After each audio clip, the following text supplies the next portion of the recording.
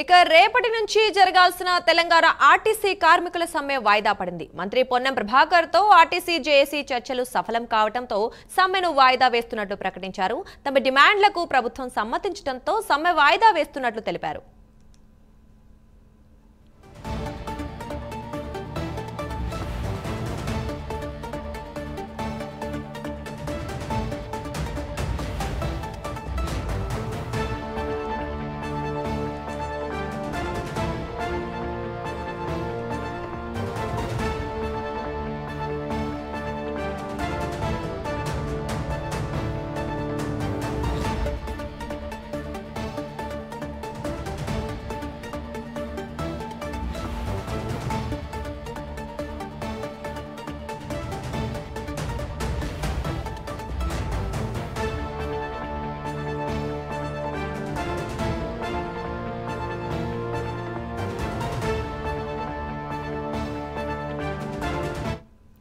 Breaking news చూస్తున్నాం. రేపటి నుంచి జరగాల్సిన తెలంగాణ ఆర్టీసీ కార్మికుల సమ్మె వాయిదా పడింది. మంత్రి పొన్నం ప్రభాకర్ తో ఆర్టీసీ జేఏసీ చర్చలు సఫలం కావడంతో సమ్మెను వాయిదా వేస్తున్నట్లు ప్రకటించారు. తమ డిమాండ్లకు ప్రభుత్వం సమ్మతించడంతో సమ్మె వాయిదా వేస్తున్నట్లు తెలిపారు.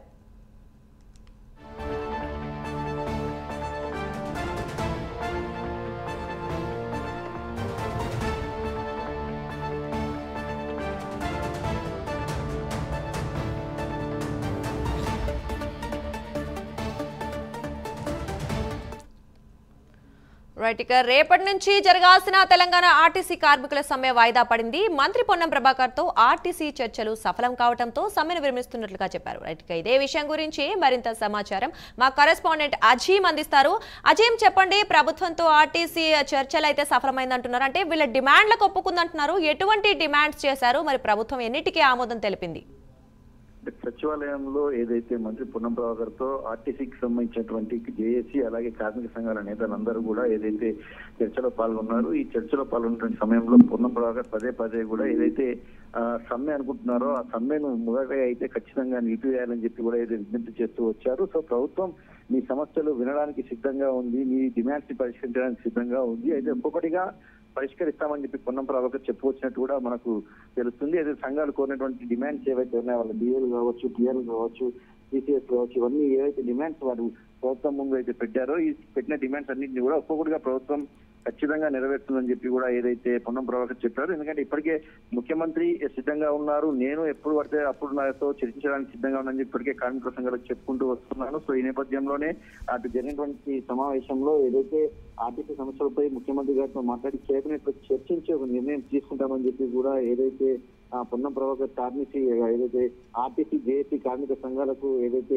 చెప్పడం కూడా జరిగింది. సో విజ్ఞప్తి చేస్తూ వచ్చారు, పదే పదే మాట్లాడుతూ కూడా ప్రభుత్వ ఆర్థిక పరిస్థితి మీకు తెలుసు, గత 10 ఏళ్లలో జరిగినటువంటి ఆర్థిక విధ్వంసం గురించి మీకు తెలుసు, ప్రస్తుతం ప్రభుత్వం ప్రవేశపెట్టినటువంటి పథకాల గురించి మీకు తెలుసు, ఆర్టీసీకి ఇచ్చినటువంటి రుణాలు ఏవైతే ఉన్నాయో అంటే గతంలో పెండింగ్ లో పెట్టినటువంటి ప్రభుత్వం పెండింగ్ లో పెట్టినటువంటి బాండ్స్ రూపంలో కావచ్చు, మిగతా రూపంలో పెట్టినటువంటి అమౌంట్స్ ఇప్పుడిప్పుడే కొద్దిగానే సెట్ చేస్తూ వచ్చాం. అలాగే గత ప్రభుత్వంలో ఎప్పుడు కూడా బస్సులు కొనలేదు, ఈ ప్రభుత్వం రాగానే బస్సులు కూడా కొనింది అని ఇలాంటి అనేక అంశాలను ఏదైతే ఆర్టీసీ కార్మిక సంఘాల ముందు కూడా పొన్నం ప్రభాకర్ వారి ముందు ఉంచుకుంటున్నాయి. ఖచ్చితంగా మీ సమస్యలను కూడా పరిష్కరిస్తాం, ఏదైతే అంశాలు ఏవైతే ఉన్నాయో అన్ని కూడా సీఎం రేవంత్ రెడ్డితో చర్చించి దీంతో కేబినెట్ లో కూడా చర్చించి కొన్ని నిర్ణయాలు తీసుకుంటాం, అయితే ఒక్కొక్కటిగా చేస్తాం. సో దీన్ని కార్మికులు కూడా అర్థం చేసుకోవాల్సిన అవసరం ఉంది. ప్రభుత్వంపై ఇప్పటికే ఆర్థిక భారం ఉంది, అప్పులకు సంబంధించినటువంటి అంశం ఏదైతే రాష్ట్రంలో నెలకొంది, దానికి సంబంధించిన వడ్డీ కడుతున్నటువంటి పరిస్థితి నెలకొంది.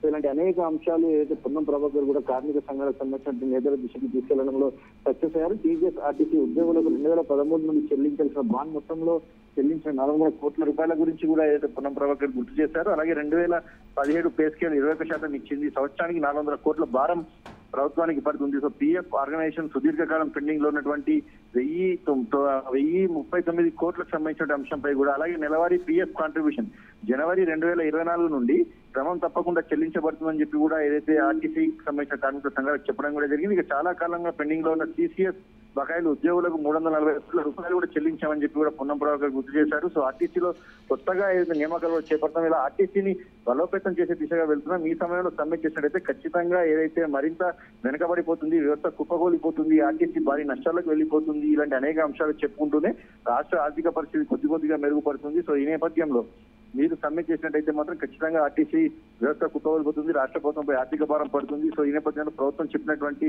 అంశాలను కూడా మీరు పరిగణలోకి తీసుకోవాలి. మీరు చెప్పిన ప్రతి అంశం, ప్రతి డిమాండ్ ని ప్రభుత్వం పరిగణలోకి తీసుకుంటుంది, కేబినెట్ లో చర్చిస్తుంది, ముఖ్యమంత్రితో చర్చిస్తుంది, చర్చించి ఒక్కొక్కటిగా సమస్యను ముందుకు తీసుకెళ్తామని చెప్పి ఏదైతే పొన్నం ప్రభాకర్ కార్మిక సంఘాలకు ఏదైతే తెలియజేసుకుంటూ వచ్చారో. సో ఈ నేపథ్యంలో ప్రస్తుతానికి అయితే సమ్మె తాత్కాలికంగా అయితే వాయిదా వేస్తున్నట్టయితే ఇప్పటికే మనకు వార్తలు కూడా అందాయి. సో ఈ నేపథ్యంలో మరి కార్మిక సంఘాలు బయటికి వచ్చిన తర్వాత మరొకసారి వాళ్ళు కూడా చర్చించుకున్న తర్వాత ఎలాంటి నిర్ణయం తీసుకుంటారు, మరొకసారి సమ్మెకు సంబంధించి ఎలాంటి అంశాలు ముందుకు తీసుకొస్తారని మాత్రం చూడాల్సి ఉంటుంది. Durga. Right, thank you Azeem.